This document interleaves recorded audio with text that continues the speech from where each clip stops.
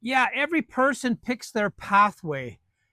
Every person picks the way they're going to live. Every person has these decisions to make, how they're going to survive the chaos of the world. Yeah, so when you're calculating all these costs, it seems very unfair when you're paying, let's say, $100 for internet, $400 for electricity, whatever it may be. It's just too much money, especially if you have to make that money from your salary.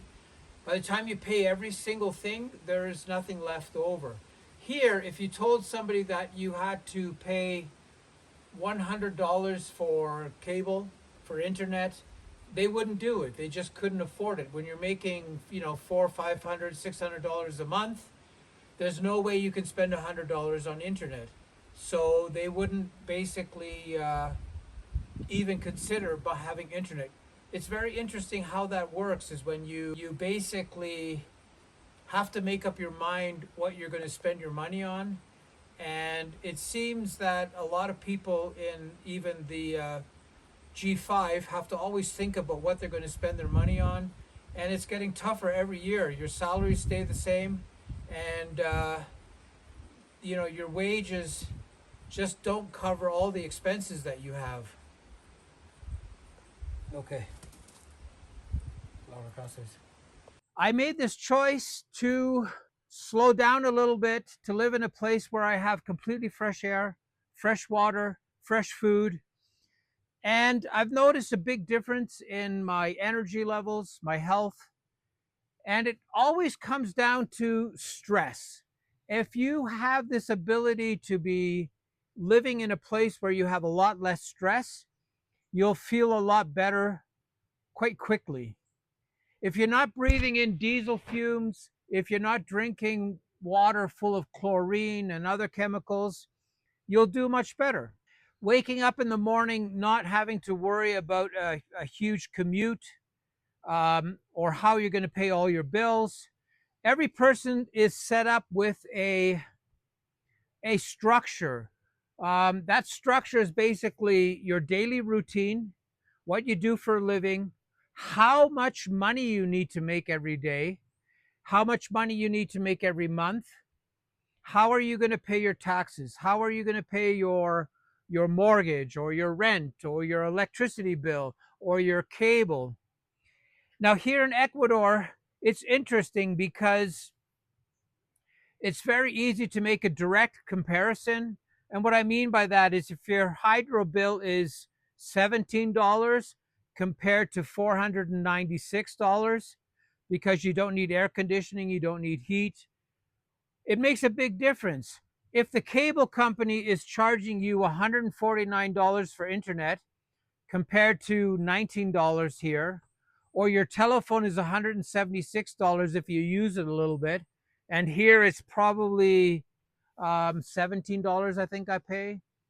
So there is this disconnect to reality is probably a good way to describe it. There's this disconnect of what you need to accomplish every month just to pay your bills, or maybe just to get a little bit further ahead, or maybe to pay off your car, or to put a payment down on down payment on a small condo, or whatever it may be. The objective of the human life is to get ahead. Maybe it's be very slow, but you do want to get ahead and you want to do a little bit better all the time. And that makes a big difference if everything is rock bottom to start with, is if everything is feasible. You go to the grocery store and you come out with two heavy bags and it's $47 compared to $219. So there is a big difference if you can be less important in the world, be less interesting to other people, and focus on living inexpensively, focus on being somebody who is happy where they are, happy what they're doing. I got up early this morning. I've been working the entire day in the garden. We've had so much rain here. Everything is overgrown. Everything needs to be pruned. We have so many vegetables and fruits that we need to harvest. So there is this big difference in the objective of what I'm trying to do here, or what we're trying to do here. It is about living healthier, living inexpensively, and being, you know, less stressed out about everything, not having to commute in diesel fumes and gas fumes, and breathing this beautiful air all day long. All this makes such a difference in your life if you can figure out a way how to downsize and how to enjoy life a lot very differently. Not being a person that is important is a learned behavior. You have to say to yourself, look, I'm going to focus on myself instead of focusing on what other people think about me, how important I am on a Google search or on Facebook or whatever it may be. This idea of living simpler, it's very interesting because when you hit a certain age, the focus really is on you being healthy, staying healthy, living longer, living better. Like it makes little sense being 98 years old and you don't know who you are, where you are, you can barely walk, you're better off not living to 98, you're better off dying at 82, but you had a great last 10 years of your life.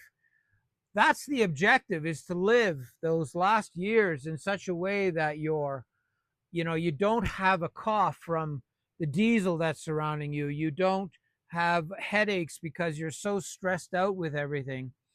And there's always this concept of how much is enough. Can you live somewhere where you're getting $1,000 a month to survive and you don't have to hustle every day? If you want to get up at 9 o'clock, you get up at 9 o'clock. If you want to take a break, you take a break. All these things are possible when you're independent and self sufficient. And this idea of self sufficiency is, for me, it's based on lowering your base price, or the price it costs you to survive in a place. How expensive is a place? There are places now on this planet that are so expensive that the only thing you can do is work. You have no other options. You know, can you fill up your car to get to work? Can you buy a lunch? Can you buy a cup of coffee for yourself? All those things are not a given anymore. There is this real scenario where we're being priced out of the market of buying a house, being priced out of being able to rent a nice apartment, being priced out of buying groceries. We have to be very selective on what we buy. That movement of not being able to afford anything is very simple. The prices are going up and up and up, and the salaries, they take little bumps and go back down, and it's so competitive in the marketplace. And now with AI and all those things, it's going to be even harder to keep your work, to move yourself forward. There's probably going to be a bunch of $18 an hour jobs and probably very little else. So it's going to be a very, very tough environment. So think about it, that maybe another country where you can actually make your dollars or your pesos or whatever they may be go much further. And Ecuador seems to be one of those countries where you can actually do incredibly well with very little money. You can get along here and do quite well and survive in a way that you are enjoying life.